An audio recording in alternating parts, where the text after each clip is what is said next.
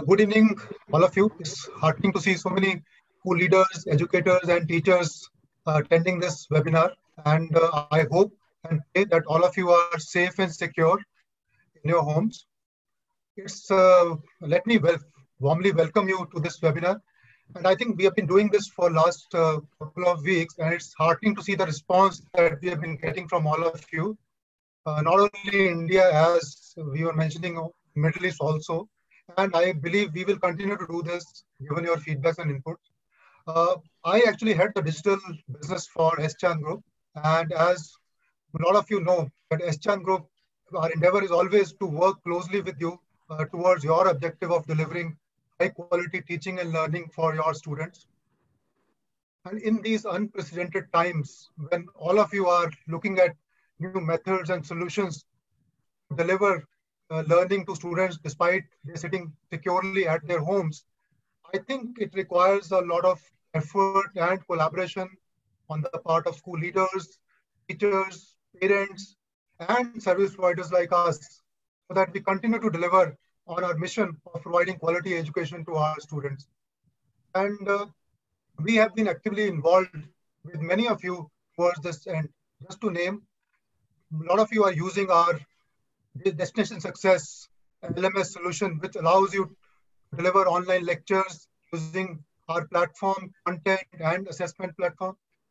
Some of you are also using our smart curriculum solutions, Milestone, which provides you complete academic solution comprising of books, workbooks, digital content, student app, digital teacher handbooks, and a whole set of trainings and interventions which helps you deliver better. Incidentally, I'm pleased to share last 2 months, most of these books and workbooks have been used in the digital form because physical books couldn't reach. So the teaching and learning still continues despite delivery challenges and delays in book.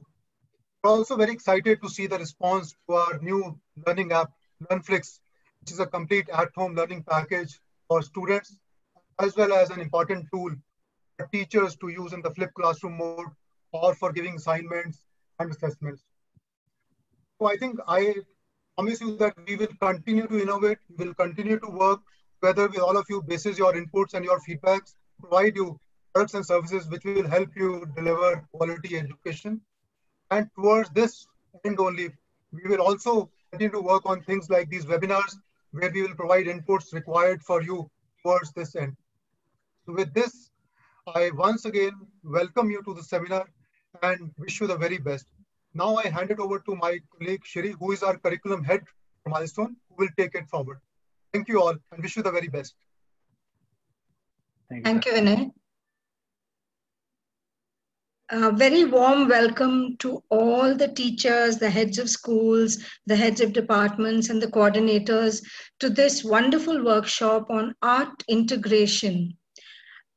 It is now time that we look at art not as an extracurricular subject or an extracurricular offering, but as something that can be mainstreamed into education, into everyday classrooms, as there are many children who learn so much better through learning to represent things in a visual medium.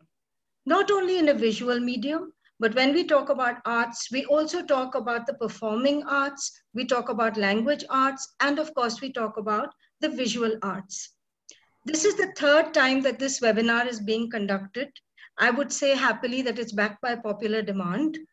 The takeaways for most of you would be immense because there are very simple strategies that can be interwoven in your regular classrooms that would make it so much more enriching, and you would be able to reach almost every child in your class, and the learning and teaching would therefore become much more enjoyable and purposeful.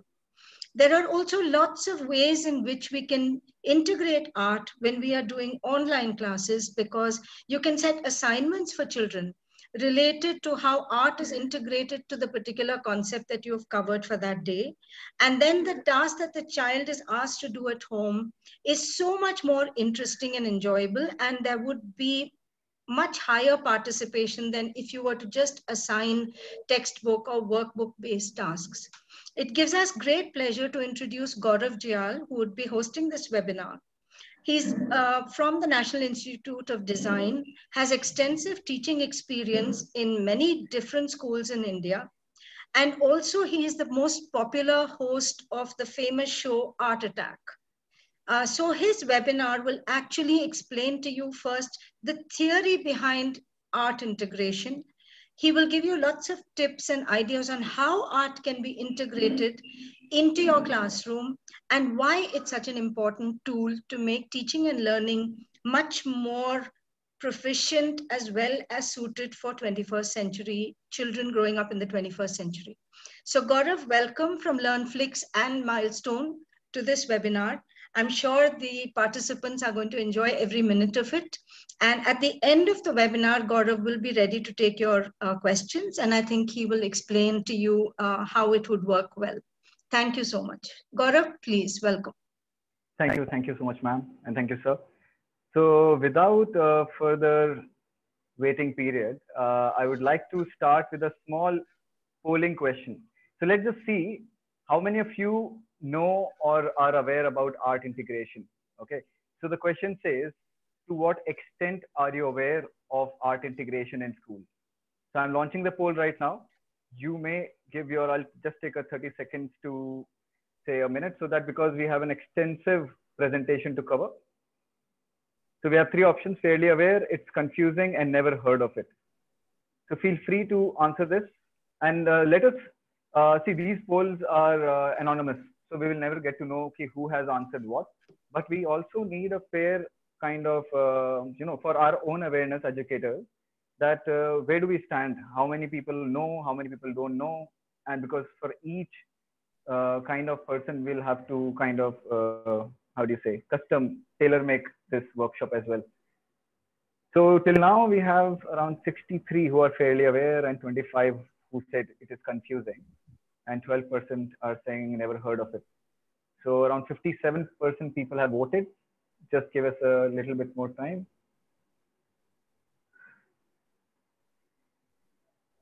Meanwhile, just give me one more.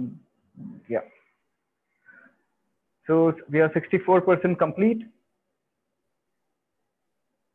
Maybe another 30 seconds. You know, a lot of things we all are aware intuitively. But the thing is, when it comes as a formal, you can say, whether it's a demand from the board or whether it is formally inducted into the system, then a structure and definitions and evaluation, etc. are demanded. And that's when it becomes confusing. Otherwise, we all have been using a lot of, you can say, either art integration or similar multisensory or different kind of methods in various schools, whether it is STEM or whether it's audiovisual, or technology oriented, whether it's Arduino. But the thing is, when it comes, for example, now we say art integration. Now art integration will need a definition in itself because it's being used as a term or as a learning method, you can say. So that's when I would say that the confusion kind of arises. So, okay, we have 71% polling. I would think because we have more questions as well. So I'll end the poll in another 10 seconds so that we can begin and move forward. And I'll also showcase what the result is for the polling. Okay, so I end the poll now.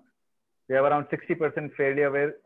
We have 27% who's saying it's confusing, and never heard of it is 13%. So I'm ending the poll and share results. Okay, I think you guys can see for yourself. All right. So now let me begin with my presentation. And you should be able to see it on the screen.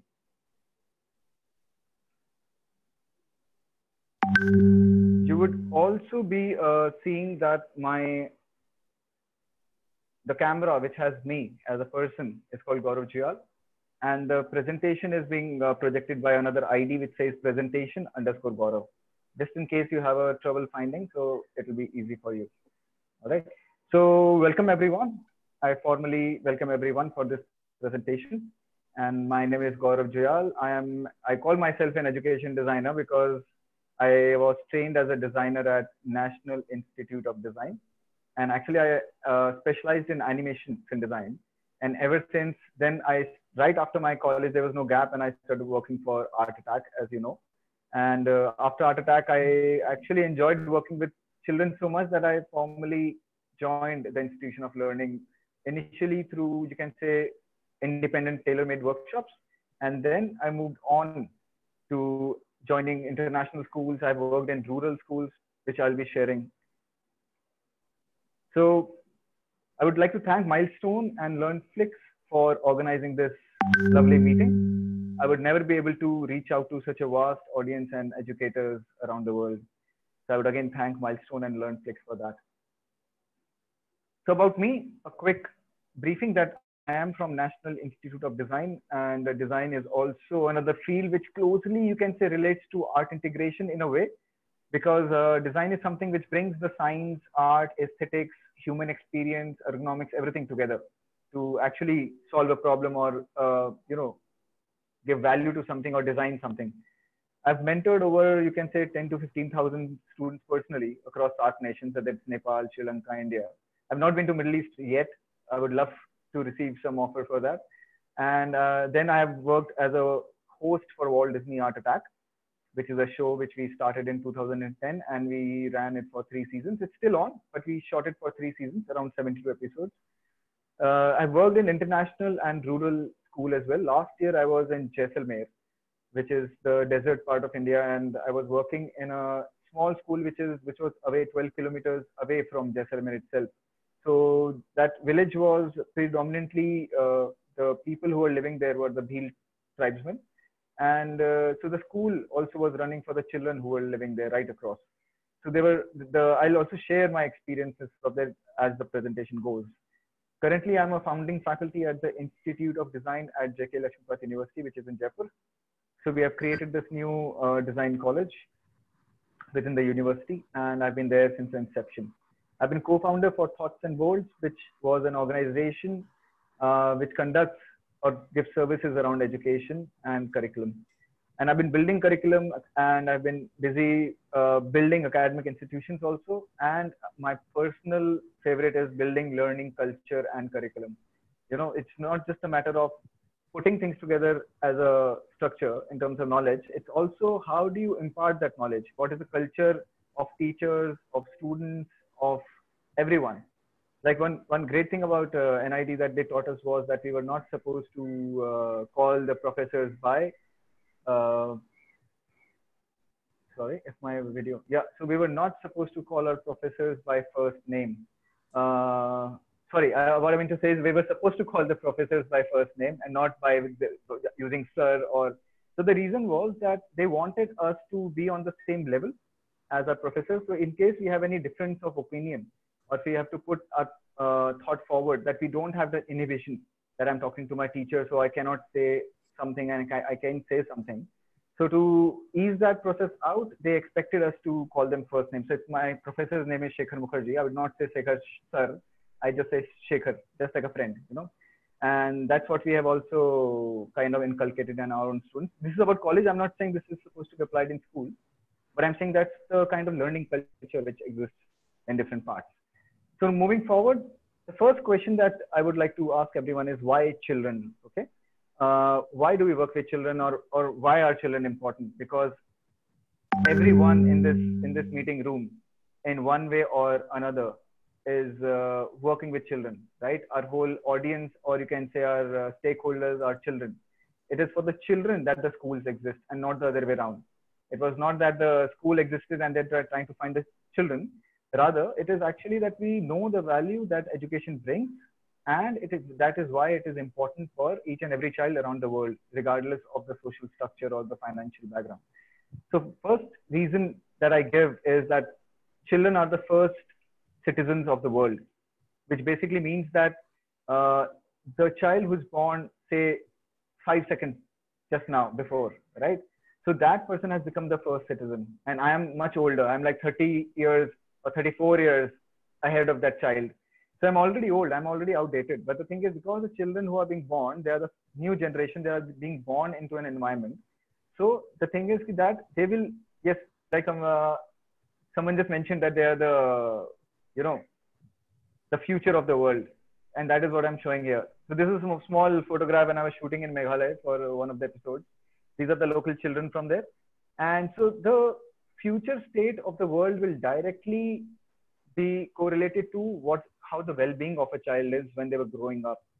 The perspective they receive, the potential they receive, the capacities that we increased in them will directly, in span of 15, 20 years, will directly affect the future world, right? So that is why, if you want to bring a permanent change, I believe that children is the way forward and not exactly GDP or economic growth. So creating right conditions is also very, very important for the children. Why I'm saying this is that children, like the fourth point, it says children absorb their surroundings. So instead of thinking that we'll create the best kind of education material, just by giving them the right surrounding, you can actually achieve 50 to 70% of your aim of having successful or emotionally stable, or you can say happy children. Okay. The reason is that the personality traits and everything, the capacities, the capabilities are built when they're young and not in college or tertiary education. It's during when they're little that the true personality that we are trying to, as some of the children are very self-independent, they take their own learning forward, is because they've received the independence or freedom to, express, to ask for things, to receive them. And also they know the value of whether it's a product, whether it's they have asked for a certain resource and they've received it, they understand the value of it. So creating right condition is important for that sense. Like a lot of people also say around in Eastern culture that, be careful of whom you make your friends, because another theory says that the 6 people who are closest to you define who you are, which means you are 1/6 of your own friend who is surrounding you. And why school education is crucial is because whatever potential a child will, when they're going for a job, the true potential will actually start from the school age. And by the time they are in college, you can't mold them much because they're already a little concrete. But when they're little, they're very malleable. They're just like clay. So children will just modify or form themselves around whatever we give them. So that's why it's crucial. And a lot of traumas actually happen during childhood and not when they're older. So that is another reason why I'm saying that it is crucial that we give school education to children. As you know, a lot of great successful people have actually skipped college, right?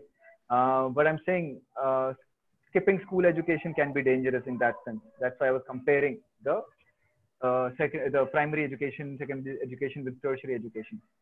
Now, as you know, that child psychology it's fairly important to understand, and we have various clinical psychology and also medical psychology and stuff. This is 4th temperament of human psychology, which was being used even by the Greek philosophers, and this was being used by Hippocrates in 460 to 370 BC. That's more than 2000 years back, and this theory is coming from there. So this theory talks about 4 kind of children, which is choleric, phlegmatic, sanguine, and melancholic. The word commanding choleric is just to give a feeling to what choleric is. So the commanding choleric people, they actually are pretty confident and determined, and they are also fast-paced. They are task-oriented. They like performance, and they're also extroverts. So which means they like people and they like interacting with people. But the problem is that they may show a lot of tantrums or fiery arguments. Like it's difficult to handle them. So if you have difficult children who are angry and who are very expressive, and so those are the choleric children. But the thing is, if you can take these powerful individuals and you can shape them correctly, then they become great leaders in future. Similarly, you have the sanguine kinds who are pleasure happy individuals. They are also happy-go-lucky. They are easygoing, flexible, loving, sociable, charming. They're also extroverts, but the problem is they have a struggle with consistency, commitment, and task completion. So if you have children who are otherwise very happy, but the thing is when it comes to work, if they're not delivering, that's possibly the reason that it's their nature that it's difficult for them to follow these instructions, and also they're egocentric. Their fear is to be unpopular, which is a problem that if they're being picked on by other children, then their fear will result in an emotional imbalance. So boring tasks will, bring them down, and they also require ample space and freedom to work. So you have to teach them impulse control, responsibility, listening skills, and task completion is what you have to work with the sanguine kind. Now, melancholic, as you know, melancholy is another word for sadness. So with melancholic people, they're introverted. They are task-oriented and who are also they have serious perfectionists. Okay, they're very high standards of their own self.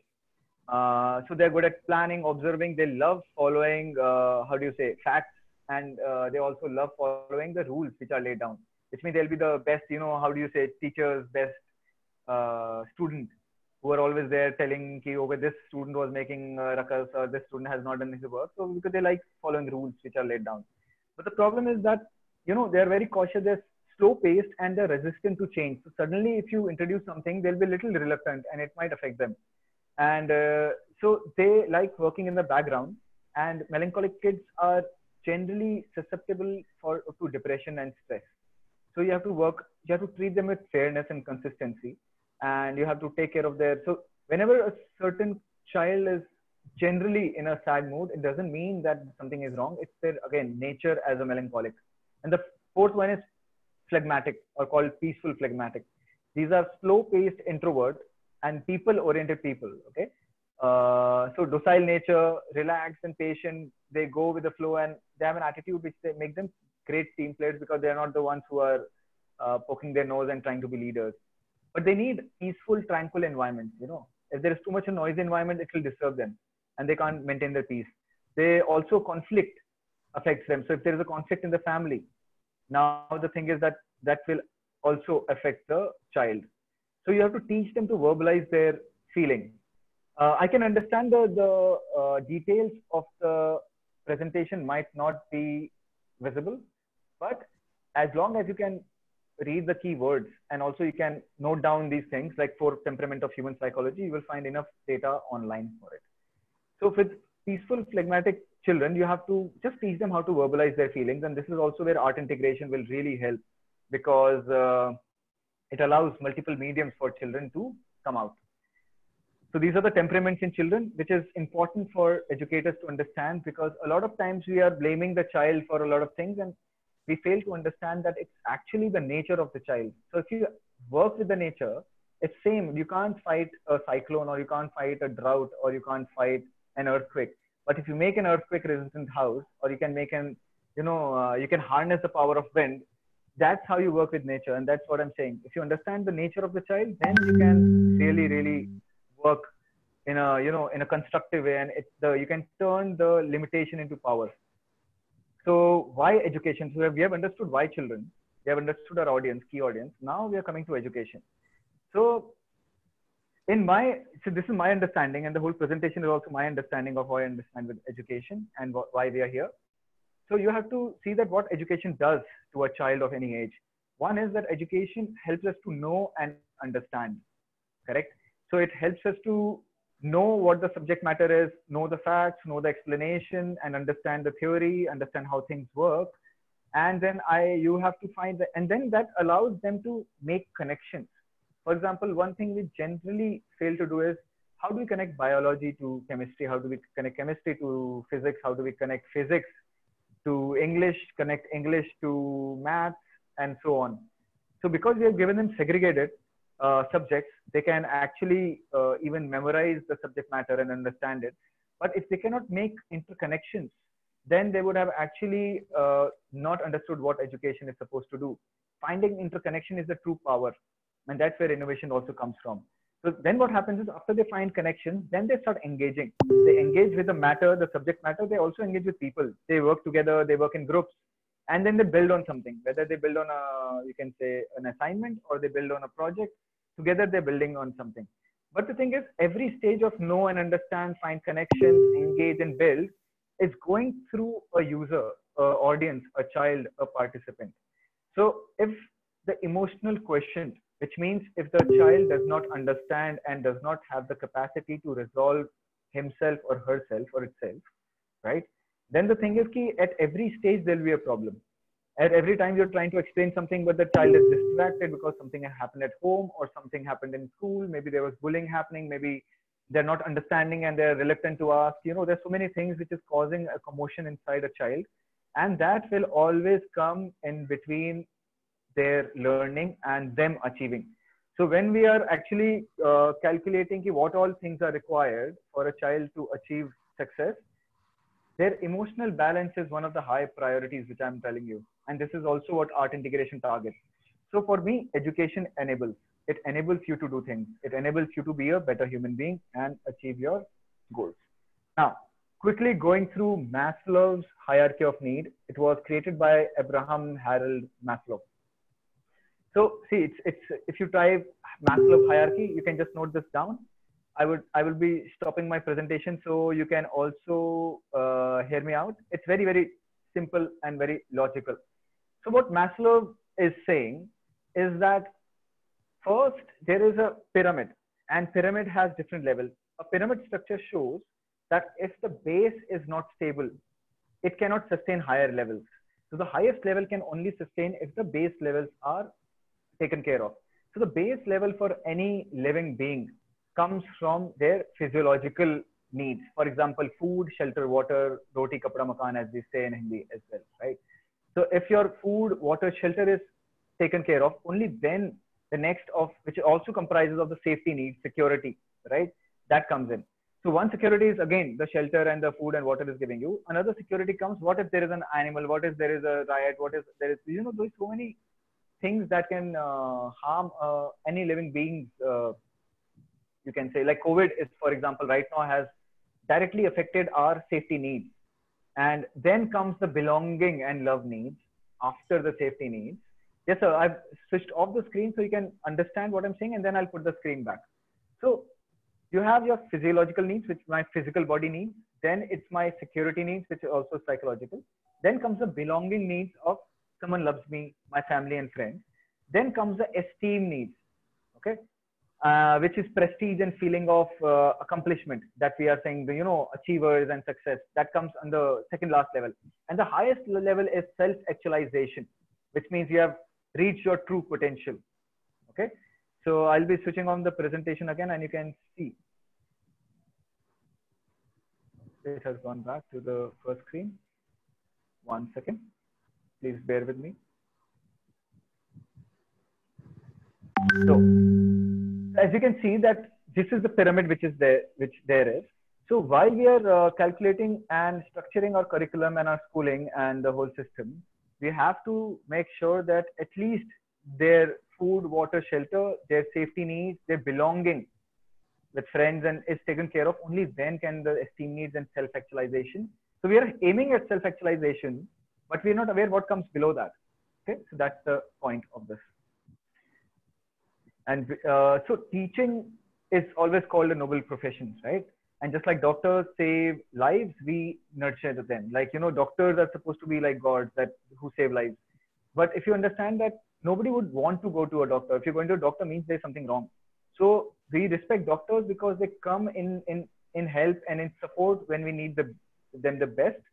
But the teaching is something which is mandatory, which is compulsory, which every child has to go through, right? So which means we are not as optional or as need-based as doctors. Our profession is very, very important, and that's why it is a noble profession. In many countries like Nordic countries and Japan and Germany, even Bhutan, the profession of teaching comes before any other profession. And what they say is a teacher teaches every other profession. Okay, which means a doctor is also, of course, that teacher of a doctor would be a doctor, but also a teacher. An engineer is also, engineering student is also taught by a professor, you know, so every other knowledge is given by a teacher. So that's why it's a master profession in that sense. That's why they respect them a lot.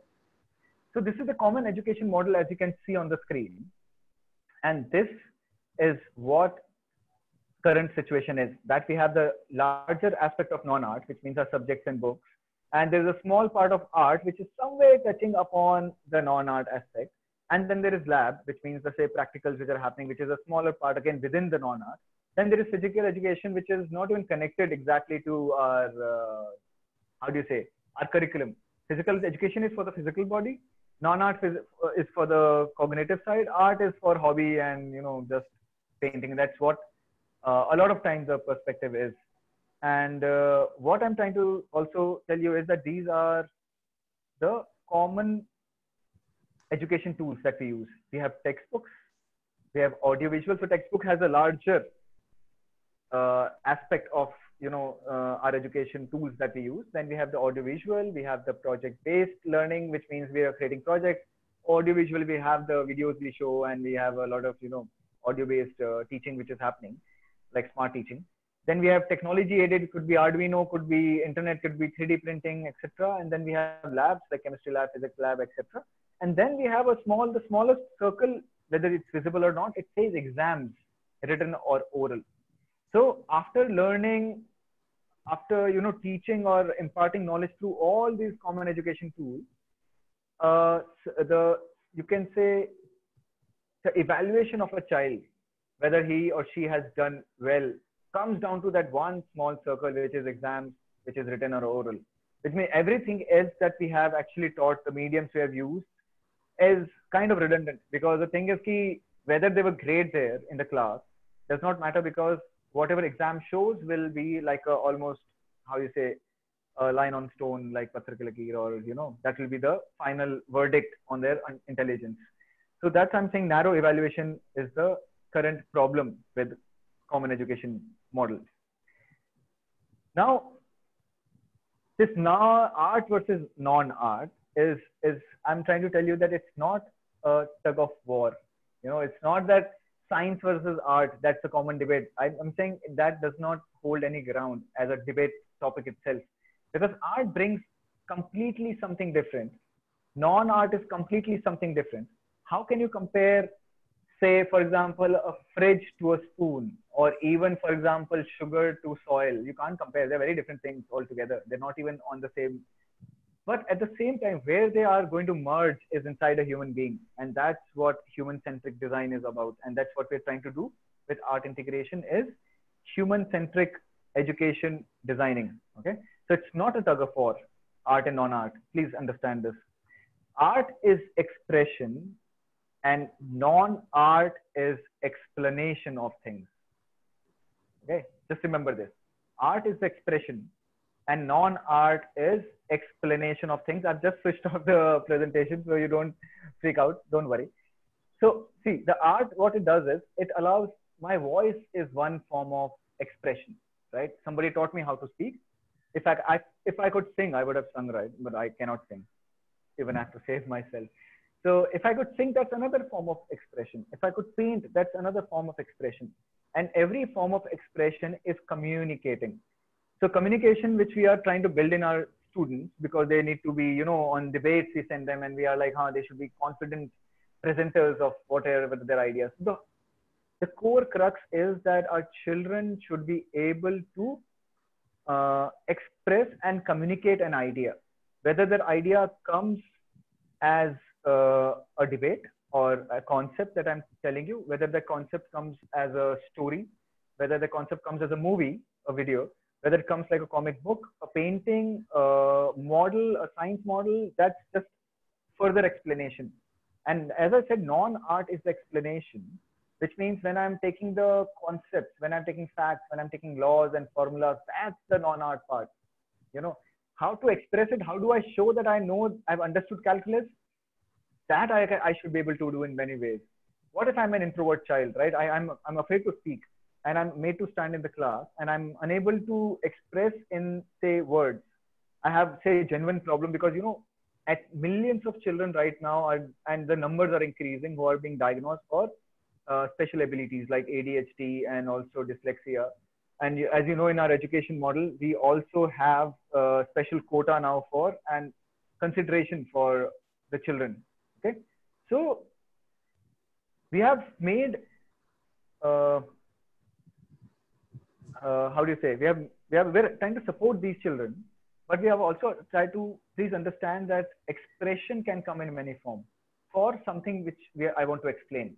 So non-art is supposed to be expressed with art. And what is art integration? So these, what you see on the screen, are various mediums of art and craft, which is visual arts. I can go into ceramics, I can go into drawing, painting, sculpture. So visual art doesn't mean anything I draw. Anything physical I can touch, I can form is also visual art. Okay. Sculpture, printmaking, design, crafts, photography, video and filmmaking, architecture. So many fields, and there would be more. You have literary arts, which means written and oral, poetry, prose, and drama. Or we can have performing arts, which means music, theater, and dance. Now, just imagine a new medium of, you can say, expression has come out as rap music, right? So rap music does not fall in one category of these. It is a mix of performing arts, because it is, someone is sitting and saying. It is a mix of poetry and prose, right? It is also, if someone, visual art is, maybe if it is captured well through photography and videography, then visual art is coming. So mixing of these mediums comes out with more mediums of expression and communication. Okay, just imagine, what if a child is explaining you a whole chapter through his or her own small rap music which he or she has created. And I have put something interesting there, and you will not find this in most places on earth, is coding as a medium of art and craft. And I'll tell you why. This is not exactly, when I'm saying medium of art, does not, again, please remove this word. When I say art, art means expression. Okay. So coding is actually, you can say that it's a new language. I learn English language and I can write poems. I learn coding, I can write code to create Zoom app. I can write code to create a game. I can write code. So every other software that you have ever worked, whether it's Photoshop, Paint, any creative software, was coded. So, somebody expressed their idea through coding. So this is another medium, and it's a beautiful medium. Okay, programming language. Now, art and art integration. And so art integration is, some culmination that arts and non-art come together, say idealistically in 50-50%. And as you can see, that non-art brings us facts, concepts, application, explanation, and laws, which means all the textbook knowledge is coming from non-art. From art, we're getting art, form, and aesthetics. What if a child writes beautifully? When you see a beautiful writing, you're like, how beautiful, right? That's the aesthetic that is coming from writing something beautifully. That does not change. Two children have written the same exactly word to word document. Okay, word to word, they've copied it from somewhere. One looks beautiful because of the handwriting, one does not look beautiful. So non-art is being taken care of, but you like one of the handwriting, and it affects you psychologically. It affects everyone psychologically. That's the aesthetic and how it affects even an invigilator, right? So now art also gives us material technique. It might teach me how to work with paper cutter, with glue gun, with electronics, with the chemicals, So material techniques, the knowledge of which chemical to mix with which chemical will result in what might come from non-art. But if a certain experiment, what if I create a volcano like they do in science fair? So the external body of the volcano is the art part. The chemical reaction happening inside is the non-art part. So art also gives us expression, medium, and craft. So these so many techniques art gives us so that we can explain our non-art concepts in a better way. And even the teachers will be actually astounded by seeing that how clearly certain students actually express themselves apart from writing and reading. Why art integration? So this is a common, as you can see, there was a small comic a lot of you must have seen, wherein there is a tree and there's a teacher and there's a fish, an elephant, a monkey, a giraffe, and the teacher says, okay, whomsoever climbs the tree first will be evaluated as the first. Okay, so this is where multiple intelligence comes in, because every person has a different capacity, capability, and a different intelligence. This was proposed by Howard Gardner in 1983. All right. So Howard Gardner says, if you can see the chart, if you can read, if you cannot read, don't worry, I'll read it out. So one of the bottom right, the pink section says logical mathematical. Now logical mathematical, and the blue one says verbal linguistic or word smart, and logical mathematical says logic smart. So these two things are predominant right now in our education system, that everything is either we are evaluating on a logic part, or we are also, how well they write, how well they read, whether they have reproduced a certain concept properly. So we are only targeting on these two sections, but Howard Gardner has given us almost 8 intelligences, and there would be more, a mix of these. Nobody is going to be one part of intelligent only. All of us are mixed. And then let me name them. So logic smart, you understand. Logical, mathematical, very easy to understand. All sciences fall under it. Okay, verbal, linguistic, word smart. So all language based. These two will take care of most of our subjects. Then comes people smart or interpersonal. So interpersonal people, they understand the other person's feeling better. Okay, they understand ki, okay, they know how to talk to, how to maintain a team, how to, like HR, for example, right? They are the people's person. Then you have body smart people who are good, like athletes. So athletes are body smart, or you can say bodily kinesthetic smart. And these people are good with hands. Even artists need, their skills are coming from hands, as we say, hands-on. So body smartness is needed if you want to reproduce something hands-on, okay, through your body. Music smart people, and it's actually a smart, intelligence, because it's not how good a voice you have, whether you can understand, because music is very mathematical. It has beats, it has notes, it has a structure. It is not whatever you feel like, just paint it. It's not as free as that. Music has and everybody enjoys a different kind of music. That's the art part. So music smart people can understand the crux of music and also compose music. Picture smart people or visual spatial, they understand spaces. So when they can understand maps, they can understand visuals, they can memorize things better if they draw, for example. Okay, self smart people or intrapersonal people, they're good with understanding their own emotions, which means philosophers, scientists, these people who are not concentrating on external world, these are introverts, and they understand what is going on inside me or them, and they can thus maintain their emotional quotient, or you can say emotional balance, because they know what is going on inside and they can answer that question. And the last is naturalistic or nature smart people. So these people naturally understand animals and understand trees and plants. If they grow plants, if they come out really well, these are great for agriculturists, for scientists who are working with agriculture or animals. So this is a model given by Howard Gardner. And this also shows you how one intelligence, for example, linguistic, which you are saying, okay, great children who are going on debate and etc. like that. Now the same linguistic skill will help a child become a comedian or a lawyer or a presenter or a writer. So can you see that how one skill can actually, not everything goes and ends up in the same formal education or formal working. Something as interpersonal can take you to, is needed for a politician, a doctor, or a teacher. All right. A picture smart person. Okay, you might say picture smart artist comes naturally.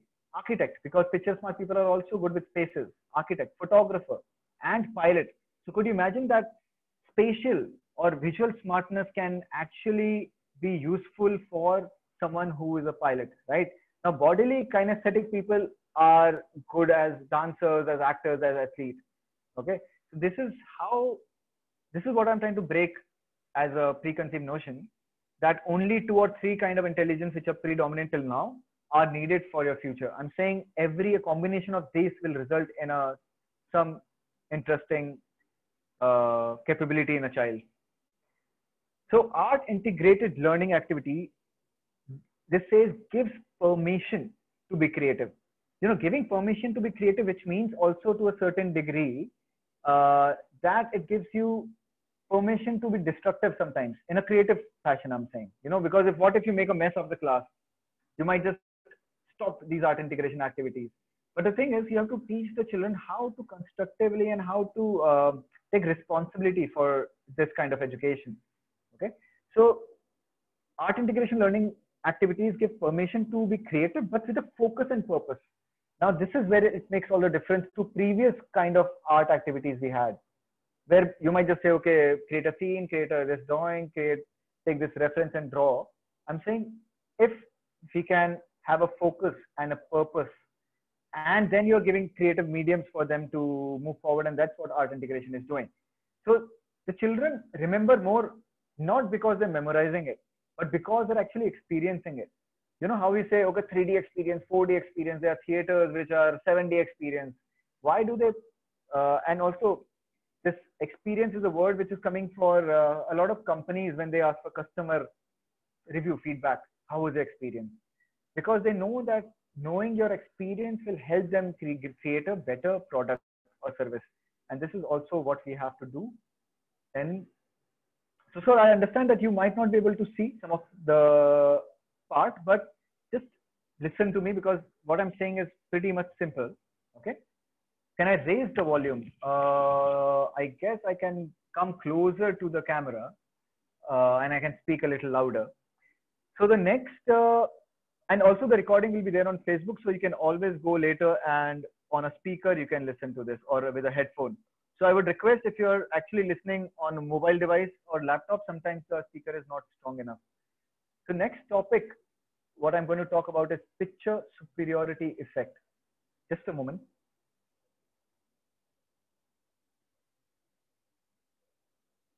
So picture superiority effect is a theory, and also it's applied across new age data visualization.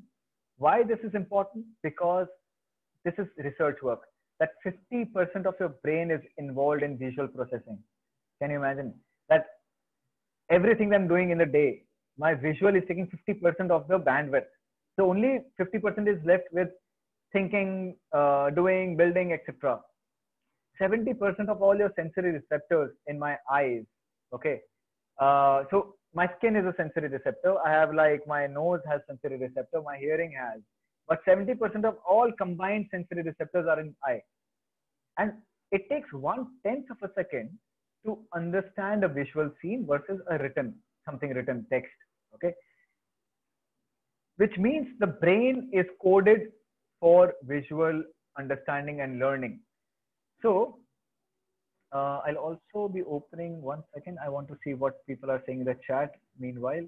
But the problem that can happen is this black box, which troubles in Zoom. Okay.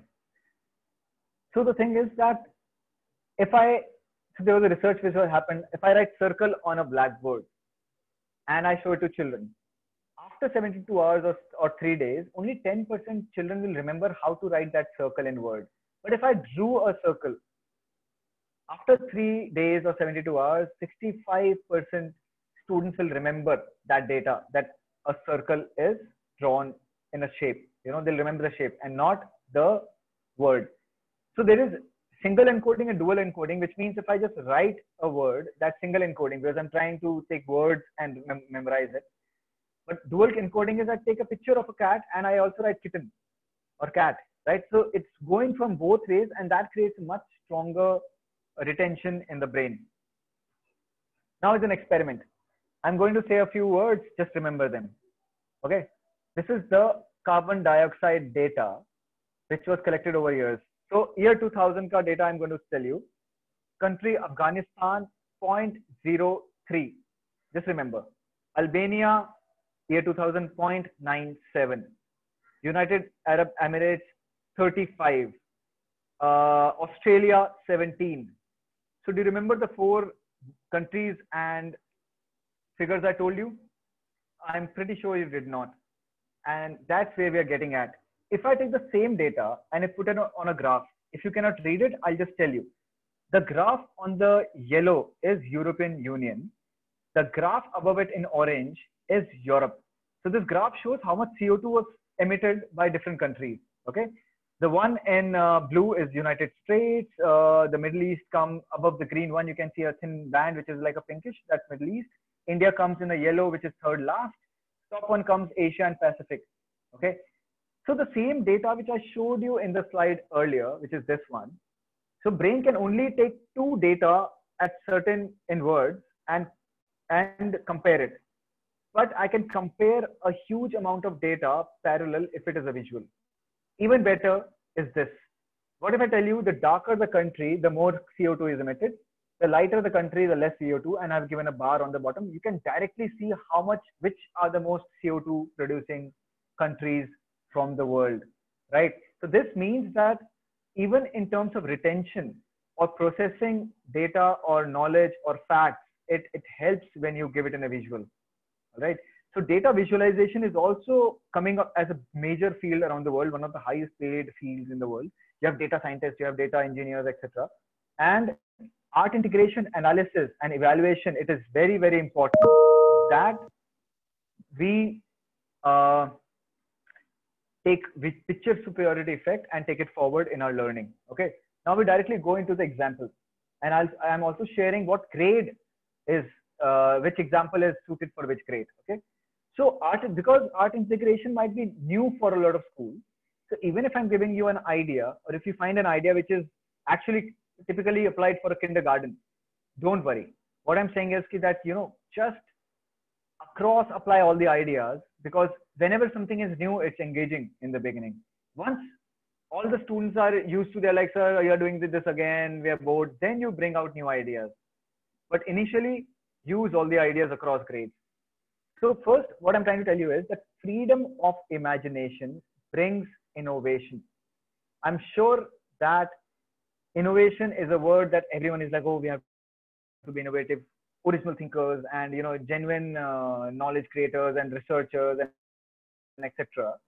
But if you don't let children to imagine and express, then innovation cannot be brought about. So over here, the little children from pre-primary and primary. So you see this symbology which I've used. If it says pre-primary, which means pre-primary and primary, both. If it says upper-primary, which means primary and upper primary, okay, both of them. So I'm saying you can utilize let them write letters in any given fashion, form, figure, as long as it is seen, and let them,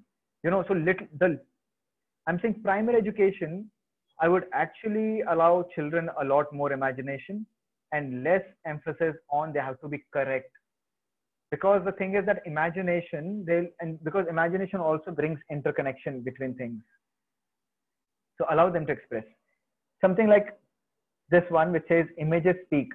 Expression, like I said in the beginning, is communication. A communication is not only written and verbal. Communication is as long as I can make you understand what I'm having in my head. All right. That's good enough. For example, if I write break, but I break the word itself. Now, doesn't that give a much clearer indication of the word? So this can be used for primary and upper primary also. This can be an exercise that children are coming up with this. The clock has a clock inside. The letter is falling inside. So that gives clear indication of what the word means, right? So this clearly shows I can see people are raising their hands. If there is any concern, I would also request moderators, if I missed a chat somewhere, please let me know. You can interrupt me at any given point of time. And a lot of your questions that you're asking right now, just wait till the end of the presentation, because I know a lot of questions will be answered. Okay. Now this is for grade primary, that even something as objective as numbers, because numbers are supposed to be, you can't even write a poem with numbers typically. So numbers are very boring, and math teachers sometimes have this problem of how do we make maths interesting. In fact, math phobia is a real phenomena. People actually go through stress, depression, and anxiety when it comes to math. So at least in primary, pre-primary level, let them write in different ways. Don't focus on, there is only one way to write, and creative writing and cursive writing. No, I'm saying there is immense, as long as number one can be identified as number one clearly. That's it. Now, in what form the child is writing number one, because this will create a little more, they'll use imagination. Oh, I'm going to write number one in different ways. All right. Similarly, a child or anyone, if they can draw, they can paint, they can fold or even weave numbers. Writing number is not a limitation. Then that's what we have to understand. You can draw a number, you can paint a number, as you can see. You can fold like the sheet over there, a thin sheet of paper, you can fold it into number two. So this allows for children to always be engaged, and especially for a lot of children, I would say 20% children might, or 30% children might actually suffer from struggle with numbers and writing. So give them different avenues, let them express. And trust me, sooner or later, children, when they create self-pressure, is when they learn the fastest. If you are trying to create pressure that, oh, by now you have to start learning to write by 4, by 5, and as you can see, when we were expected to read and write when we were small, 30 years back, 20 years back, versus now they are increasing the competition, which is actually counterproductive and dangerous, because you are putting too much strain on the young neurons of the child. And even when the motor skills are not developed, you are forcing them to write number one in a particular fashion. And that number one is a very complex, how do you teach the significance? You're not even taught them what significance of number is. And before that, you're telling them how to write a number. You know, there is no connection for them. So forced learning creates distortion in the mind is what I'm trying to tell you. And so create engagement with different forms. Now this is a geometrical, you can say geometry class. You can utilize this idea. Larger idea is set limits, but do not restrict. And this is an overall learning for everyone, that you put limits for every assignment in art integration, but then do not restrict. You have given your assignment and you said, okay, you have to do, this is what is required, and this is the objective, and this is the limitation. But then when they come something and they're like, no, but no, you're not allowed to do this. Then they come with something else. Then you're like, oh, you're not allowed to do this. So once you have set the limit, then do not restrict. So in this example, what is happening is, say you have the concepts to cover as line segment, ray, intersecting parallel lines, perpendicular lines, right angle, obtuse angle, triangle, square, etc. So the teacher has created the first image. The teacher has created a printout of random geometrical lines moving all over. And then the thing is, you can give them a small task which says that just identify how many triangles are there, how many acute angles are there. Can you identify perpendicular lines? Can you identify parallel lines? So doing that, what will happen is, one, it becomes engaging. Introduce color there. So first, you're not asking them, okay, now draw a parallel line. Okay, you're asking, okay, identify the line. So that eases the pressure for a lot of children who are not a little confident in the beginning. You can say those who struggle. And then the next question you can, after they've identified, so they've understood the concept through this exercise, they've identified each of the concepts through the printout. Then you give the next assignment saying, okay, in this next assignment, you can use any amount of color. You can use any kind of colors, but you have to create a visual containing 2 perpendicular lines, 3 squares of different sizes, 2 triangles of you can say 2 triangles of different sizes, 1 acute angle, 1 obtuse angle, 1 perpendicular line, so on. You can give these limits. This is what you have to represent. All right.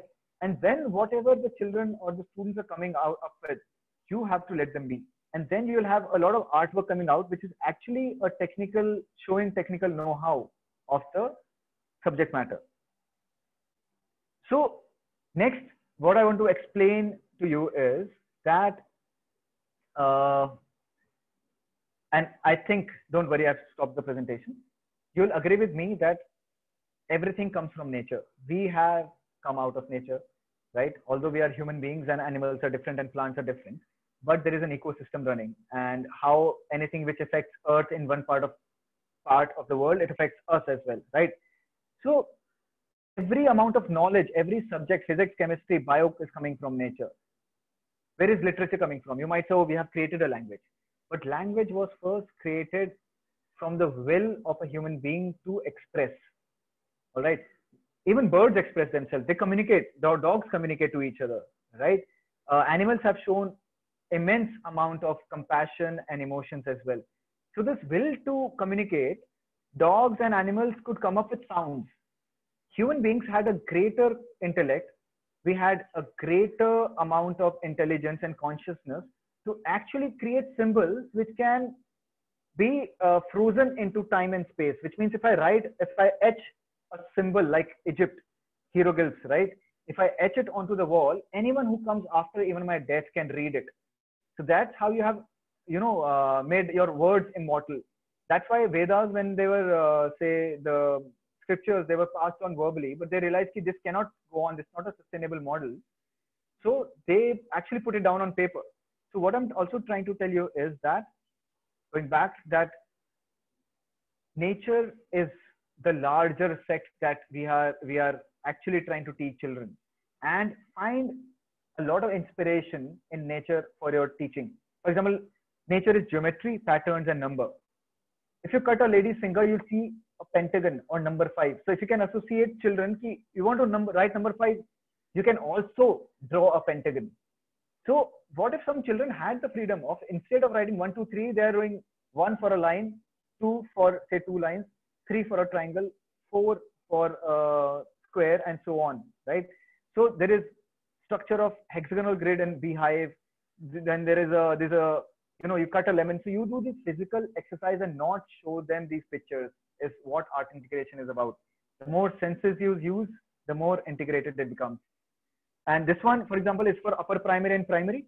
Also that you're teaching numbers, you're teaching geometry, you can go into nature and you have enough examples right from the vegetables, right? Capsicum also you cut, you have a triangle there. So similarly, you have enough examples.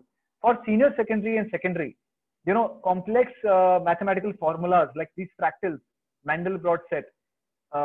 This is the formula which has resulted in visualizing a fractal, and you can actually search for Mandelbrot set. This is called a Buddha image is created. This is another effect of science and maths that they are.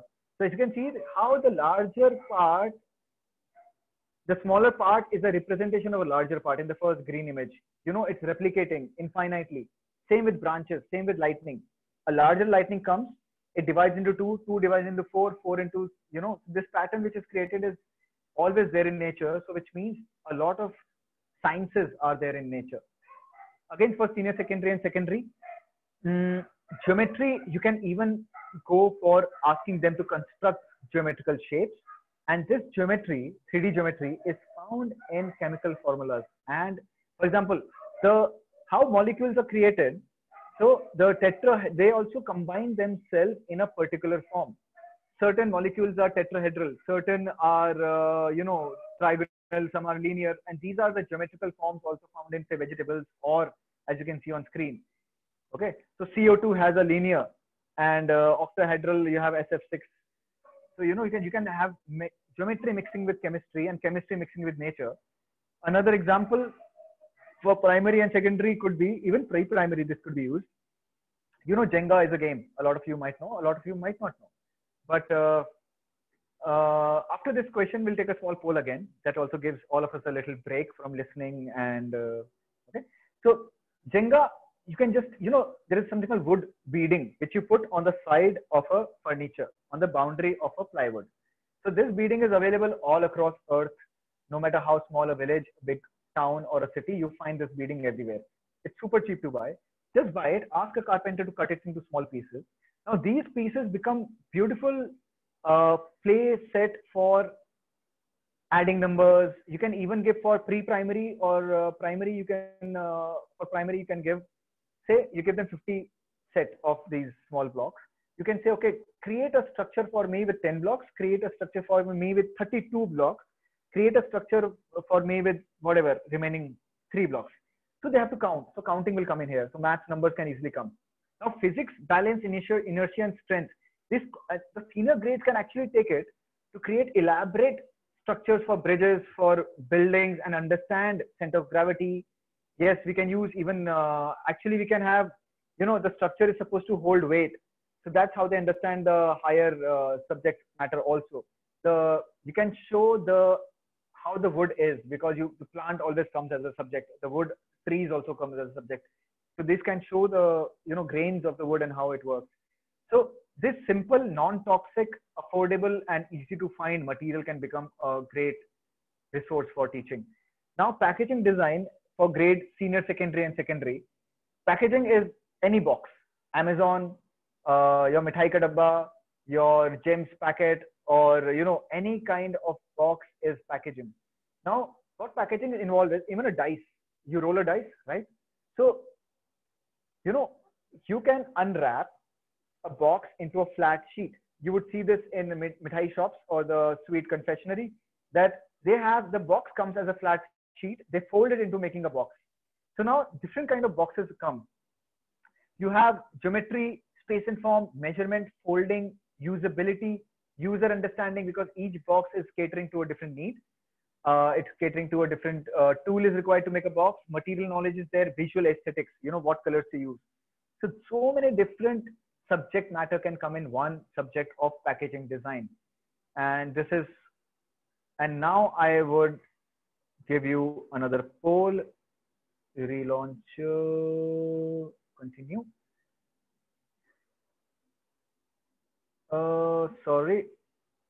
I would ask the moderators, I'm having trouble with polling how to go to the next question. Could you help me post the next question here? Yes, ma'am. Let's go and we'll come up with more. So meanwhile, the moderators help me with polling because it's not showing me the next question somehow. I don't. Okay, I got it. Sorry, people, I've not used polling enough. I found the polling option on the top. So, okay, you have the next question. Which method of imparting knowledge you think gives the best result?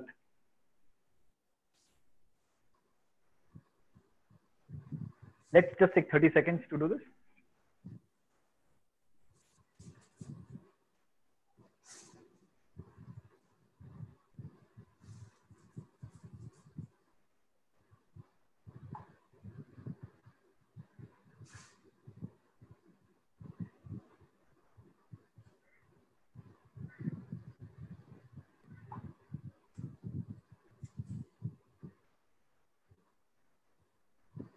Okay, we have 45 seconds with these, but people are still actively polling, so we'll give some more time.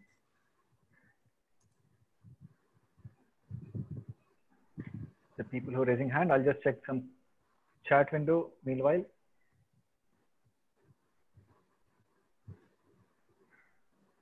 Could you please send polling option again? Ma'am, anyone who is not having trouble with the polling option, because we cannot resend it. So you can even write on the, on the chat window, you can write your decision.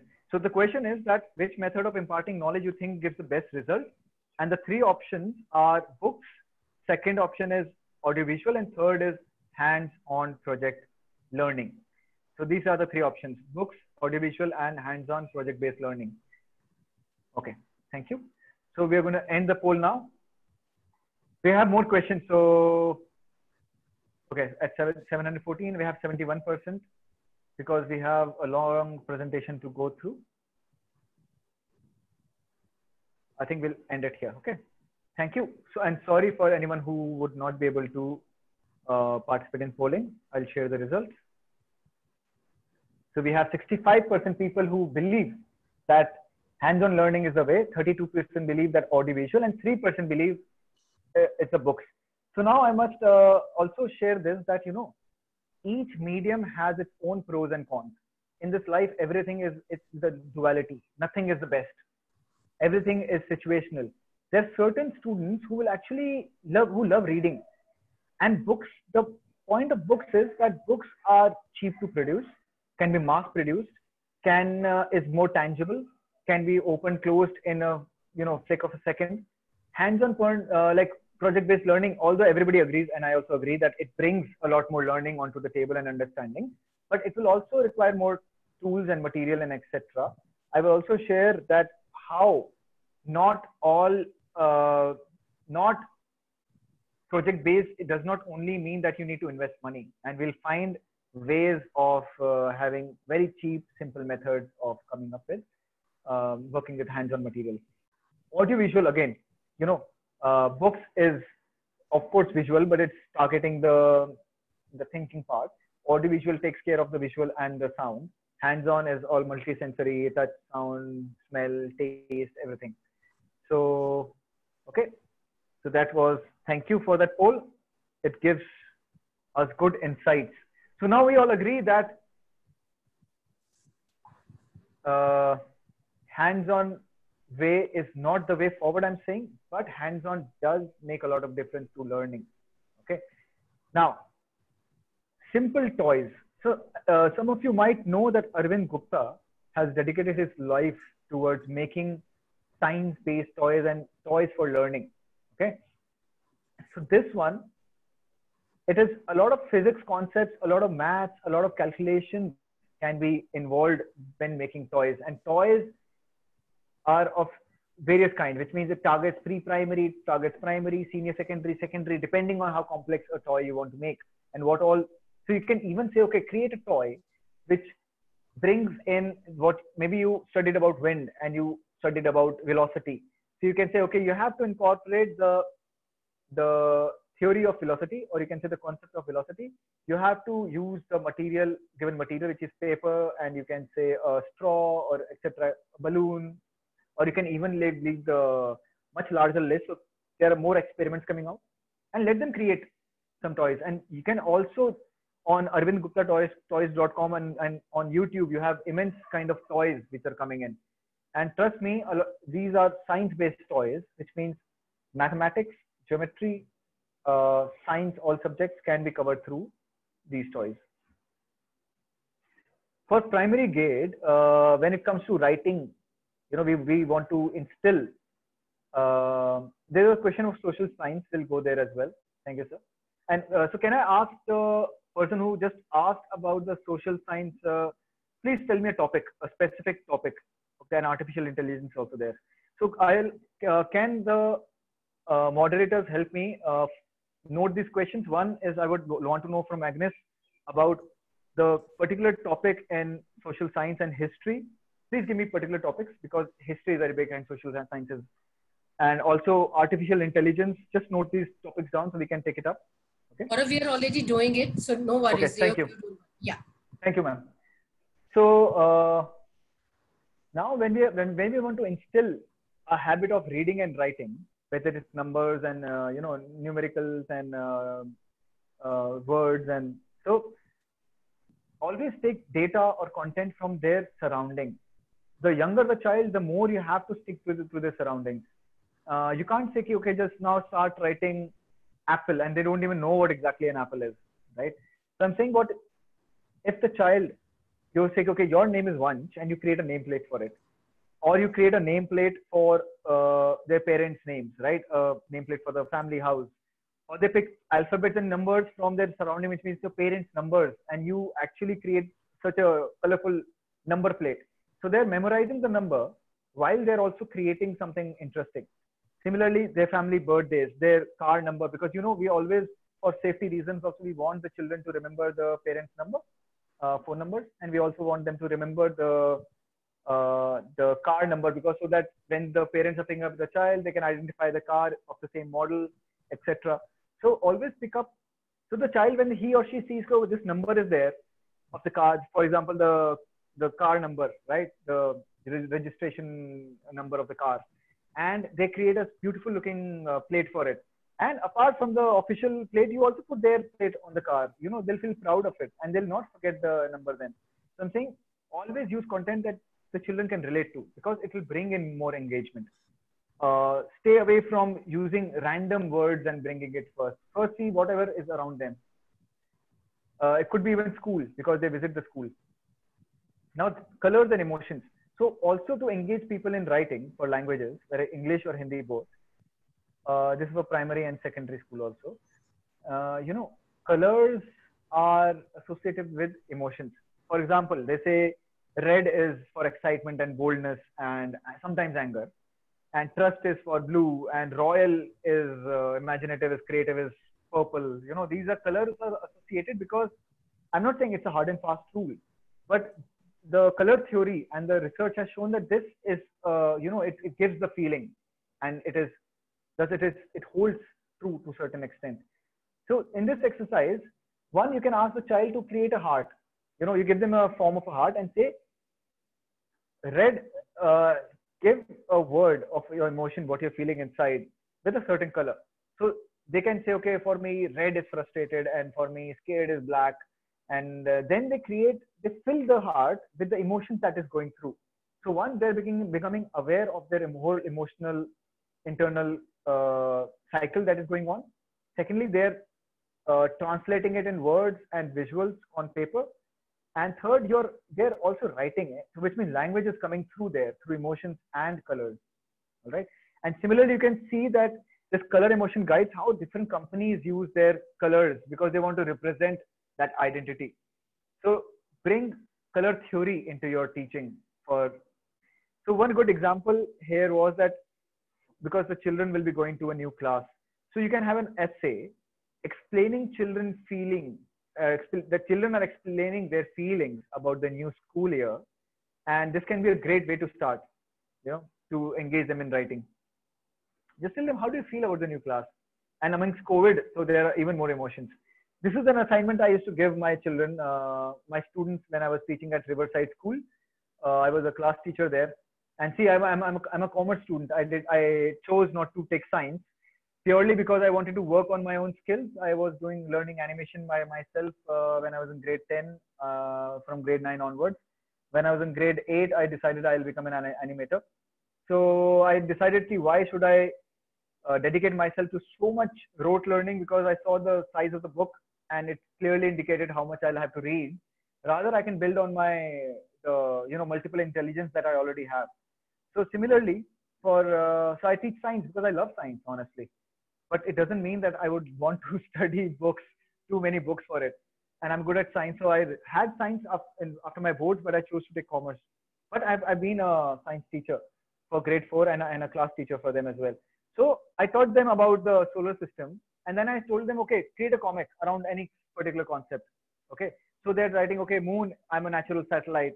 And then it's like moon moves away from the earth, with gravity of moon pulls the ocean water towards itself. So, they're creating these stories, and you can use this for upper primary and even secondary. So the complexity of comic will increase with the same medium of comic can go into senior secondary grade also and primary grade also.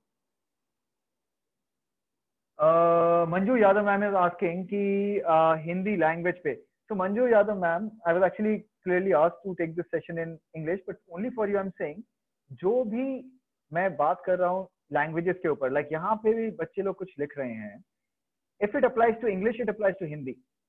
मतलब अगर वो अंग्रेजी भाषा में उसका आप इस्तेमाल कर सकते हैं, तो फिर आप हिंदी में भी कर सकते हैं. भाषा का यहाँ पे कोई प्रॉब्लम नहीं है. It's the concept that you're using. So wherever, Manju दीदी, आप ये देखिए कि जहाँ पे भी कुछ लिखा हुआ आ रहा है ना, किसी बच्चे ने कुछ लिख के अगर असाइनमेंट किया है, वहां पे हिंदी लैंग्वेज आप अप्लाई कर दीजिएगा directly. Alright. Now, another comic is around tectonic plates that I took as geography, for example, right? They're showing how they move and what happens and how earthquakes come. Writing styles. To promote writing, give them a huge range of writing styles. Fonts hote hain jaise on computer. You have different fonts. Similarly, you can encourage them, okay, write differently. As long as it's legible, you can have a different criteria for marking for legibility, not beautiful. I'm saying, if something is not very beautiful but legible, but versus something is beautiful but not legible, so aesthetics का अलग marks मिलेगा आपको writing का, और legibility, which means how clearly I can read it, उसका अलग marks मिलेगा. Which means that I'm not putting someone down because they are because they are very, very different things, and you can actually promote both. So someone who's getting low marks, they will understand, okay, I'm writing beautifully, but it's not legible. So let me write beautifully, but let me find a way to make it even better.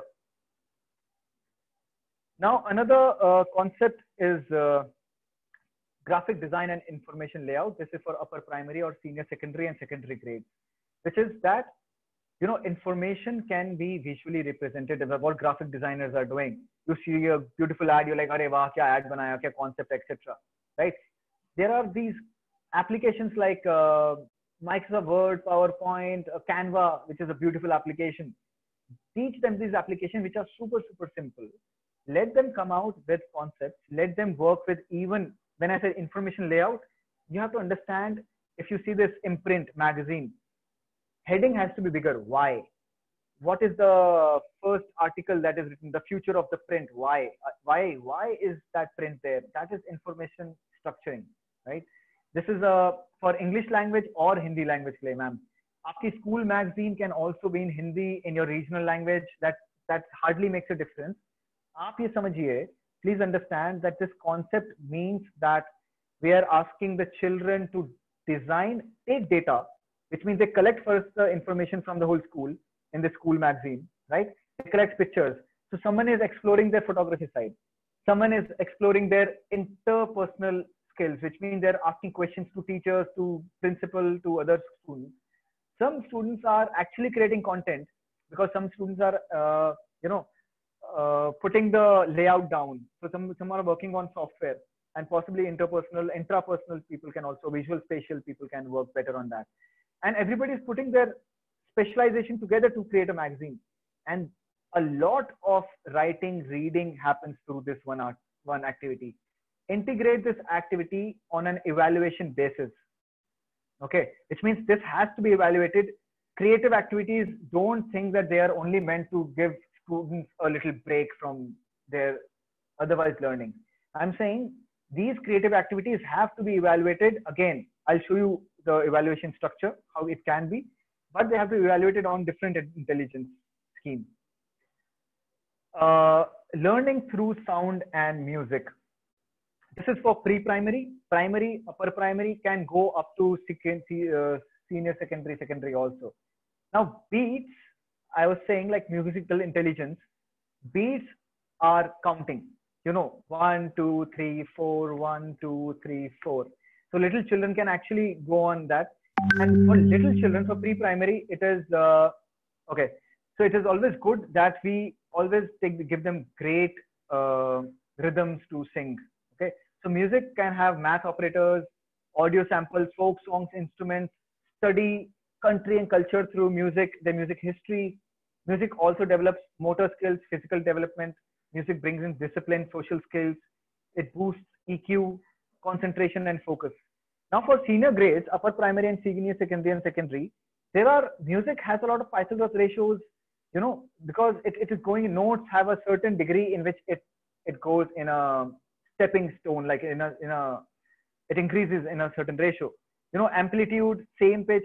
So social studies, because you can also study, like I said, that you can study music history and how it has impacted people, how a lot of people reach out for, how do you say, these public service announcements through music and songs and drama and theater, right? History, physics, math can come through it, invention, working of an instrument, etc. Musical fractions are there, frequency in hertz, arrival of air pockets for middle C in seconds. So you are seeing how the air pocket, the air pressure arrives, and then musical notes, and you're adding notes and see the math behind that. So again, upper primary, a lot of us will not be educated in music. Now is the time to collaborate with your music teacher or online resources and other people who have this knowledge and come up with art integration programs. Drama theater involves storytelling, acting, body movement, sound, music, space manipulation, set, prop design, apparel design, sound and light design. So drama and theater has such a huge variety of intelligences or contribution, or you can say methods and processes coming in, that almost any subject can be taught through drama and theater. What if I tell a bunch of, as you can see the pictures, I tell a bunch of 4 students, you have to tell me the concept behind photosynthesis.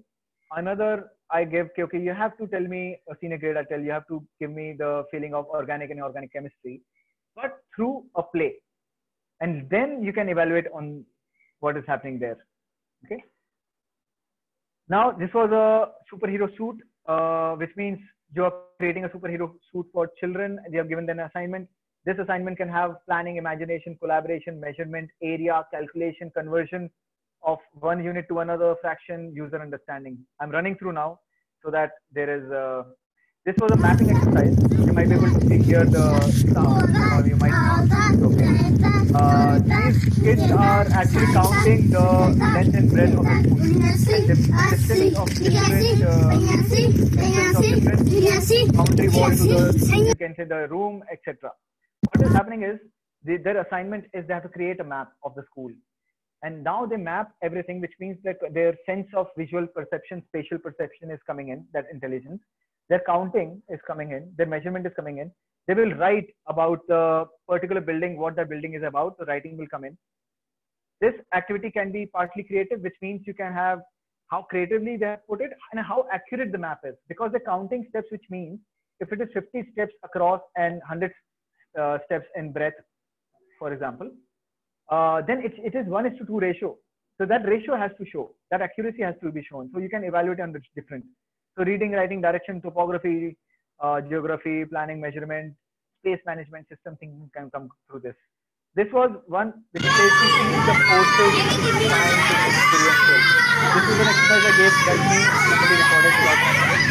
I was giving the example of how inclined plane works. To show inclined plane, I gave them 200 kgs. They were supposed to take 200 kgs from ground basement to ground level, from basement to ground level.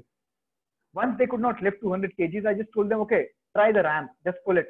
And they could. So they understood how the effort is made easier through something like an inclined plane. Now you have to understand that exams and evaluation may look different than in the past. Just by giving art integration does not mean the exam has to be again back to oral and written. That will defeat the purpose because you have trained them to express the whole year round. Now that expression, if it goes back to written, and so again they will suffer.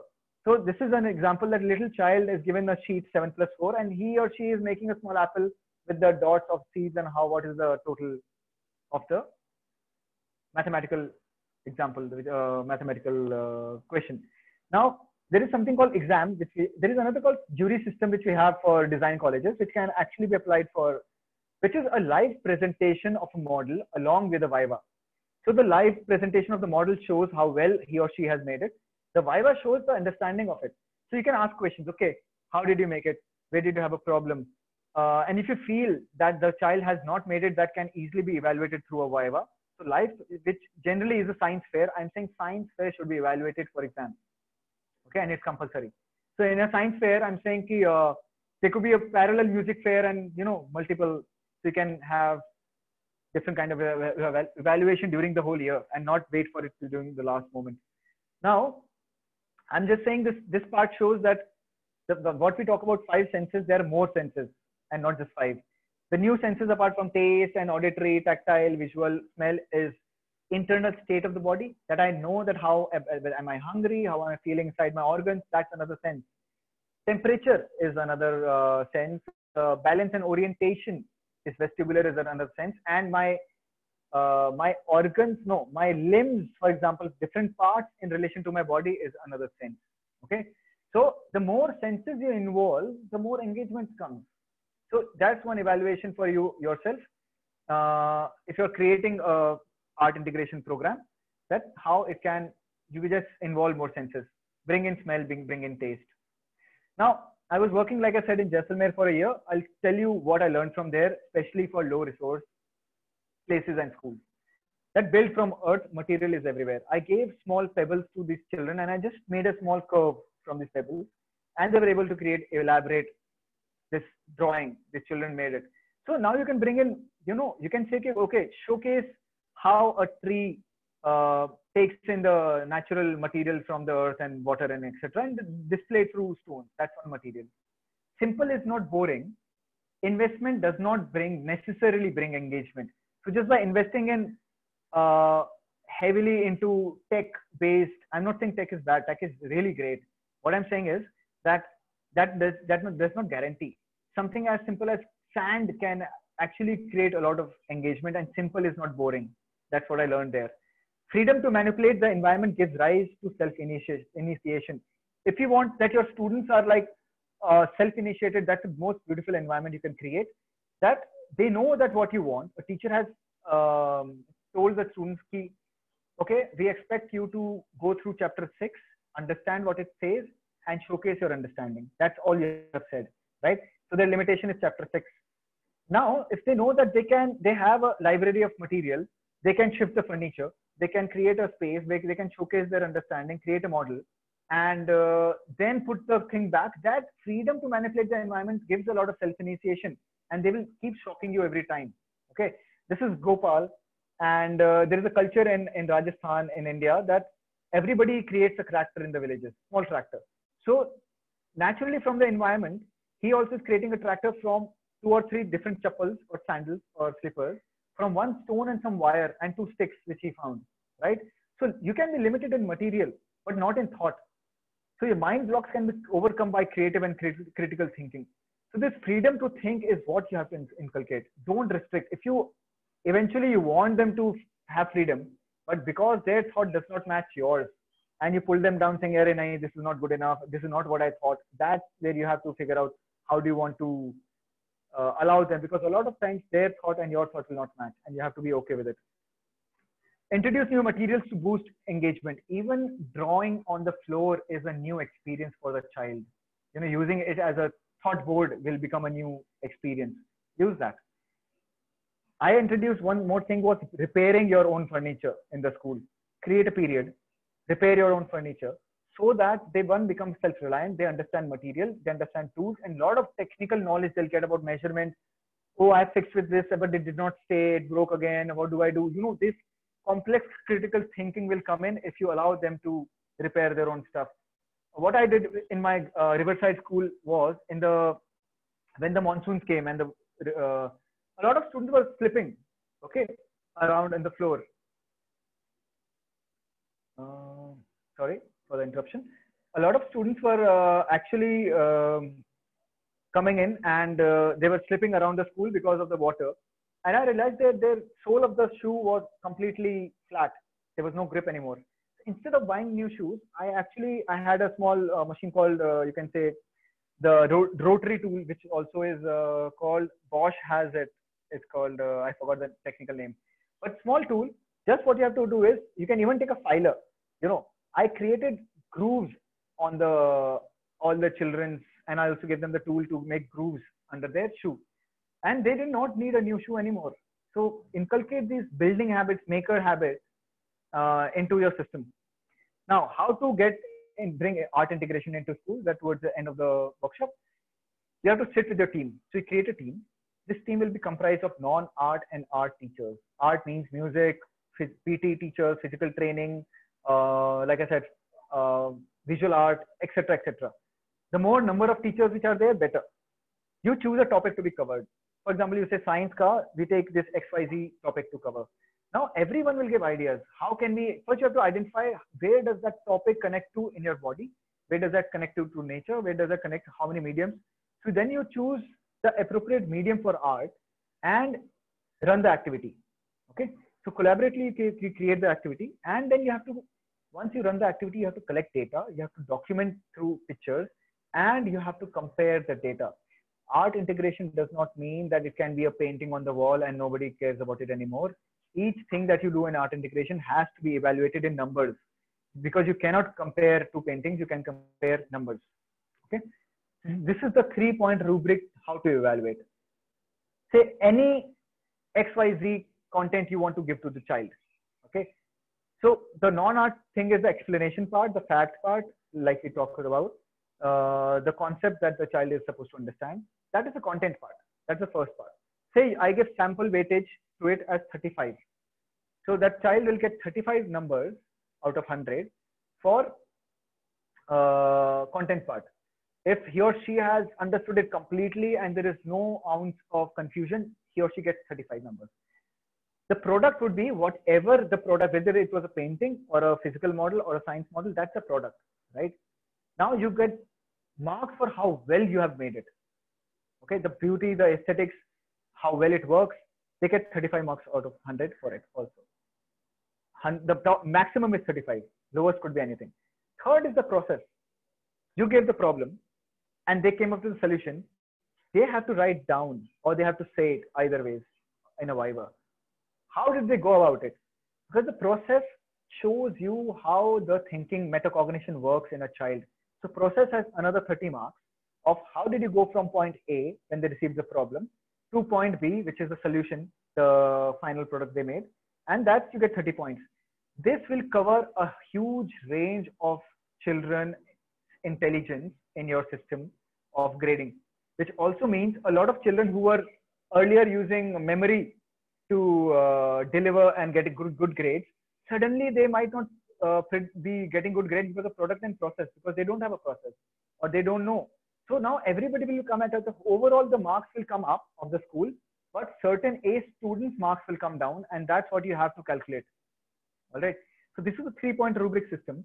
There is a much more complex, not complex in that sense, but multiple point rubric system, which can be used after you are well versed with art integration program, or after you have gone through art integration training through various mediums, through Milestone, through me, through different ways. Okay. Now, steps in achieving art integration quickly. there has to be a leadership approval and support. Unless the leadership, the trustees, the principal, owners don't approve of it, it's very difficult. Art integration leadership team has to be created, okay, with roles and responsibility, who will take an overall view of where art integration program is going. Is evaluation happening? How are the activities? Which grade is performing well? You know, you can take learning from one grade, apply to another. This the particular grade teacher might not know. The leadership team will actually be taking it forward. So leadership team has to be very, not creative, but visionary in that sense. Art integration vision has to be created in a plan of action with ongoing steps. Clearly lay down the plan of action similar to what I've given you. Art curriculum development, balance non-art and art. Okay, that you have to sit down and do it. Ongoing professional learning and coaching, like I said, Milestone, me, etc. You have to, without hindrance with the ongoing teaching in school, you have to give training to your teachers, because you can't expect them to suddenly become good at art integration. Documentation, please take photographs, document. You have to start maintaining, learn the new platforms, which is learn Google Sheets and not Excel as such, because Google Sheet can be shared permanently, and whatever changes you do, all the teachers of your grade can receive it. So start working online instead of running after each other for files and performance grades and this and that. Start working on online platforms, because everything is online, and any given point of time you can access. The moment I'm done with evaluation for a particular child, I'll put the folder of the child online so everybody can access it. So document it, data, collect it, assess it, and ensure sustainability, which means a program running for half a year, 1 year is no good. You have to run it for multi-year, because art integration, like I said, it's not another thing you have to do. It's a multi-year commitment. Anything takes 3 years. A company takes 3 years to actually become self-sustainable. Similarly, anything. So it's an interdisciplinary approach. It involves physical, mental, cognitive, creative, every amount of emotional side of the child. Okay. Analysis, which means you need an analysis of how the children are performing before and after art integration, can only happen if you collect data in terms of numbers. Okay. STEAM is an example of art integration, as you have seen. So STEAM, like even then, there's still, different words will come in, different lingo will come in, right? But the thing is, the objective remains the same. The whole world has identified that we need a holistic form of learning, because there are multiple intelligence and not only one. So STEAM is only one aspect of art integration. Teachers need to practice to not be shy and come out bold. Young teachers will be easy to do. Older teachers might take some time. But the thing is, you have to practice. So practice with the children. If children are doing a play, sometimes you can participate with them. In fact, children will be a lot more motivated to engage if they see you also happily engaging. So art integration is not only for children, it's for you as well. It gives you a lot more expression and a lot more, what you do in a picnic, or what you do you can do a lot of other things while learning and evaluating. Develop friendly and patience for this. It will take time to get used to it, so have patience with children and your colleagues. Account for organizing and cleaning the system, the classroom. It should be calculated. The whole system and plus more art integration. You have to create time for art integration, that the leadership has to understand, because it will take more time for children to do a certain assignment, because now these mediums are not just writing it down. So you have to lessen the load. Otherwise, it will backfire, because art integration will not happen properly, and they'll get overstressed, and it will reflect in the child. Okay. So these are the different fields, from biology to computer sciences, psychology, film, music, photography. There's so many different fields in the world, and these are only a few. So naturally, we need more disciplines, and we need more mediums and more techniques, so that we can even understand or evaluate these things in a child, right? If they're good for it. These are some references which I'll share with you later. I'll share the document with Milestone, and they will be sharing with you the final the presentation. Okay, and you can reach out to me, and let's start integrating together, and let's start integrate learning together. So my website is called gauravjuyal.com. Most of my IDs, whether it's Instagram, which is gauravjuyal.official, whether it's Facebook, which is gaurav.p.juyal, or my email address, which is talk@gauravjuyal.com. feel free to reach out to me. And you can also see what kind of work I'm doing through social media and my website. So I'm also, art integration is one aspect of what I do. And I also am doing many other things. So yes, I would love to have some questions now, and I hope this session had helped you. All right, I would request the moderators. I've also noted some questions down. Let me take it out, which I thought were important, and if others can also be told to me by the moderator. So one question was about class management. Okay, what I understand is, okay, how do we manage the class? One is understanding that child psychology, the 4 temperament child psychology. It's actually human psychology, not just child. Please understand that. Because that will have some empathy for the nature of the child. Why I say nature of the child, I mean that a lot. I used to suffer with in my own teaching. We all are teachers, right? And we struggle with some students, like, why is he or she not doing this, listening, or why is he or she so destructive? I had one student who would always be physically roaming in the class. He could not sit in a place. In a traditional system, that child might be standing outside the class most of the time. But I know that was actually a problem in the physiological somewhere, that he or she needed movement of the body. And at any given point of time, if I would ask him the question, right, he would instantly answer. He's listening to everything, but his eyes are not on you. His ears, you can see he's distracted completely. Physically, he looks distracted, but his mind is completely focused. This would only happen if you test out the child whether he or she is also engaged, right? So similarly, so class management, one will come from understanding the child. Second, with creating clear protocols.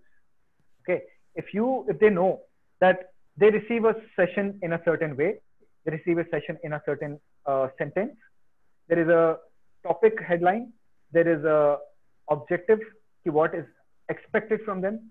There is a session line which says material that they can use or they cannot use. There is another section which talks about, for example, on what they will be evaluated. So they already know, and then let it be. So, and they know whether they have a separate space for it or whether they have to create the space within the classroom, which means they need to have that 5 minutes of clearing the class and putting it back together. If everything goes in a system, then it becomes extremely fast and the class management becomes easier. Second is, another question was how to cater to the needs of slow learners. One is art integration itself will bring in quick, you'll see a lot of shift in performance from the slow learners, because they will be actually responding to these new mediums. Okay. Also, give a little open-ended. Don't have a very strong, strict deliverable from them. If you say, okay, whatever you understood from today's session, don't say, okay, write 1 to 10. I'm saying rather tell them, what did you understand from today's session? How much have you just showcase in different mediums? So certain students will showcase a small part of it. Certain students might showcase a much larger part of it. In all, you'll see the difference, the comparison can be done in that sense, But when you say, okay, write the question for the answer for this question, the problem there is unless it's word to word correct, either you know it or you don't know it. So we have to live less in duality and live more. In fact, I'm saying we have to live more in duality and less in this objective black and white kind of scene. Duality also means everything exists in grays as well. It's black, white, and the grays and colors in the middle. Okay, practical difficulty in application was another question asked. So this question, I would say, arises because we have not practiced it yet ourselves. We need to have sessions for teachers separately, which means 3 or 4 teachers get together. They create a mock art integration program for different grades. For example, pre-primary will conduct a session. All the other teachers are students now. And you can react. So let's see how the teachers are conducting it and the feedback comes. And similarly, primary grade teachers do the same, a mock test. So they also practice being a teacher and they also practice being a student, and then you rectify and then you roll out to the students. Okay. So the practical problems of applying it can overcome it through mock drill tests and testing it among yourselves. Okay, any other questions? Let me just check that there, and you can, if there is any urgent, important question, then the moderators can verbally tell it to me.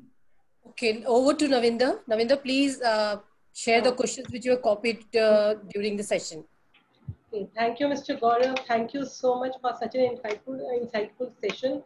And there were a lot of tips that you have told us. You have given an instance of what is art integration, first of all, because many of us were not clear about what is art integration. How do we interconnect it with our curriculum, and also age appropriateness was also one of the things which every teacher was looking into. So thank you so much. So I have just written, so as Merabian has also said, 70% is all about visuals. So our integration, when you are teaching a concept, is all about visuals. And the very important slide that you have shown was that picture superiority effect is great when you are teaching a hard concept especially. So with this, Mr. Gaurav, I would just like to state some of the queries which the teachers has. Most of the queries you have beautifully, you have taken us through the session about the processes, about the rubrics, about the assessment. So just some of the queries which we have here is, the first one is that how do we integrate art into senior classes, especially with accountancy, psychology, artificial intelligence. So these are some of the core areas, physics, biology. So these are some of the core areas which teachers are looking into. If you can just give us some examples into this subject for senior classes. Okay, so for example, I had shown that how in chemistry for higher grades, when we come to the molecular structure, right? That molecular structure is actually coming from geometry, which is already existing on an atomic level, right? So the geometry exists, for example, in capsicum, the same geometry might exist in a particular molecule, and so on. So you have to first kind of interconnect these things together. That will create one amount of engagement instead of just reading it as a pure fact and a formula, or that organic chemistry is this. So one kind of engagement comes from there. Secondly, another kind of engagement will come if they are allowed to deliver the understanding in different way. They have understood, for example, the concept well, but don't ask them to write an answer for it. Ask them to, okay, can you send me one-page poster for the concept of organic versus inorganic chemistry? Create a comparative visual. You have this infographic. If you can just Google it right now, what infographic is. Infographic is an information represented through graphics. Now, graphics, again, what it does is, one, it creates engagement, and also it gives very, very clearly, it gives more information with less text. So these are a few which can apply to cross subjects, few strategies. One more thing I would like to tell you is that every topic will require separate setting. There is no magic formula for getting these done. But if you have taken notes, if you understand the core understanding of what art integration does, how it can be brought about, like I said, the core team should sit together, which is a mix of many different teachers, right? A lot of teachers on your CV, you might be a B.Ed or a master or bachelor's in different subjects, and school might consider that to be a strength. But who knows that when you were young or when you were growing up, you had another hobby which is actually pretty dominant in you. Only when you come together as a team, that new talent will come out, which can definitely add on to art integration. Which means maybe not only the art teacher is an art teacher. Maybe there are a lot more musicians, a lot more art teachers, a lot more technically sound people in camera, music, etc. So this solution to this problem will come out when you sit with a rich team of yours and conceptualize. Okay. Also start building Pinterest boards. Pinterest already has a lot of concepts. Create collaborative boards wherein anybody comes up with a concept, he or she pins it, and all the other teachers can see it.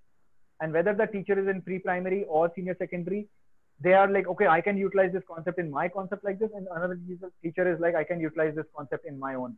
And the more you share, the more concepts build. So collaborative is the way forward for senior grades, especially. And we can have another session for senior grades, but I know that, but For that, it will require certain planning from my end also, which means you send the exact topics you want to cover. You even send the material, and that will be used as an example of how to develop that into an integrated program. Wow, what a great idea, Mr. Gaurav, that you have given us, that infographics can be used into our curriculums also, because we have always thought of infographic as a creative for giving ads or any, thing. So that is great. So much. Thank you so much, Mr. Gaurav. I think so this answers the entire question list that we had, that 4 different subjects. And most of the questions were already answered by you. So thank you so much. Thank you, audience.